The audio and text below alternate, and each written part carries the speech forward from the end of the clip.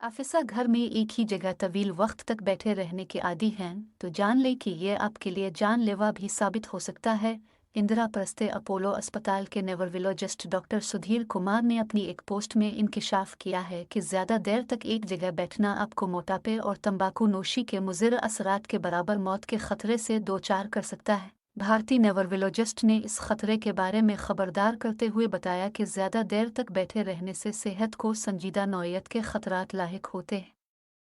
ऐसी सूरत में ज़ियाबितस, high blood pressure, पेट की चर्बी, मोटापा, कोलेस्ट्रॉल और ट्राइग्लिसराइड्स, हार्ट अटैक, फालिज, कैंसर और कब्ल अज़ वक्त मौत का खतरा बढ़ जाता है। डॉक्टर्स के मुताबिक 60 से 75 मिनट की एतदाल पसंद जिस्मानी सरगर्मी जैसे तेज़ चलना, दौड़ना, साइकिल चलाना रोज़ाना तवील बैठने के मुज़िर असरात से निमटने के लिए ज़रूरी है। सुधीर कुमार ने यह भी कहा कि दिन में अगर 13 घंटे से ज़्यादा बैठा जाए तो वर्जिश भी ज़्यादा देर तक बैठने के मुज़िर असरात का मुकाबला नहीं कर सकती।